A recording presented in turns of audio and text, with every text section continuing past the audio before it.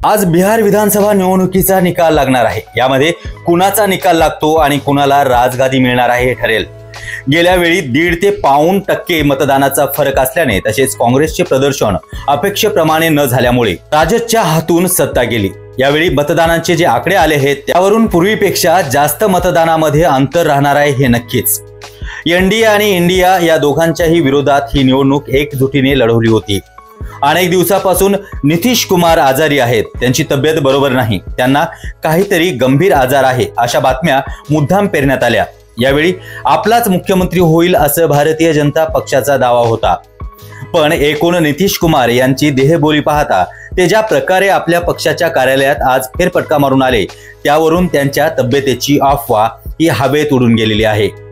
मतदानाचा टक्का वाढल्याने इंडिया आघाडीला आपण हमखास विजयी होऊ असा तेजस्वी दावा आहे। त्यांनी 18 तारखेचा मुहूर्त सुद्धा काढून ठेवलेला आहे। आता भारतीय जनता पक्षातर्फेही नितीश कुमारच मुख्यमंत्री होतो असं सांगण्यात येत आहे, पण थेंबाने गेलेली इज्जत हौद भरून परत येत नसते। या निवडणुकीमध्ये नितीश कुमारांची मतं भाजपाकडे किती वळली आहे त्याचा अंदाजही घेतला पाहिजे, कारण निवडणुकीच्या प्रचारात तेजस्वी यादव आणि नितीश कुमार विरुद्ध एकही शब्द काढला नाही, हेही लक्षात ठेवले पाहिजे। त्याचबरोबर आपले पंतप्रधान यांच्यासह सगळेच भाजपवाले जंगल राजाची आठवण करत होते, हे महत्त्वाचं आहे। नितीश कुमार यांनीही तेजस्वी विरुद्ध त्यांच्या वेळी एकही ओळीचं वक्तव्य केलं नव्हतं। यावरून निकाल लागल्यावर सुद्धा भाजपाला मुख्यमंत्री पदाचे मांडेच खावे लागतील असं या ठिकाणी दिसतंय। यावरून देखील जास्त महत्त्वाची गोष्ट म्हणजे की अटीतटीची लढत झाली आणि एनडीए मध्ये 2-4 आमदार कमी पडले तर त्यांची व्यवस्था करणारे अनेक चाणक्य भारतीय जनता पक्षामध्ये आहेत। मात्र तसे होऊ नये म्हणून तेजस्वीकडील सर्व आमदार उद्याच्या उद्या ममता दीदीच्या बंगल्यात पाठवण्यात येणार आहेत।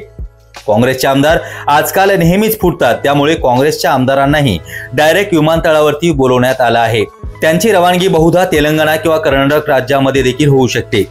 छोट्या पक्षांच्या आमदारांचीही व्यवस्था करण्याची तयारी दोन्ही आघाड्यांना करावी लागेल। 2014च्या गोव्याच्या निवडणुकीत काँग्रेसकडून दिग्विजय सिंग गेले आणि तिथे ते झोपा काढत राहिले, त्यामुळे नितीन गडकरी यांनी काँग्रेसचे 4 आमदार एनडीएकडे वळवले होते।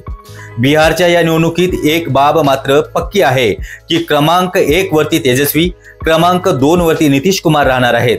दोन्ही राष्ट्रीय पक्षांना या राज्यात मुख्यमंत्र्याची किंवा मुख्यमंत्री पदाची अपेक्षा करता येणार नाही। याची व्यवस्था जदयूचे काका आणि राजदचे पुतणे यांनी करून ठेवलेली आहे। आमचे हे शब्द किती प्रत्यक्षात उतरतात हे आम्हाला पाहायचं आहे।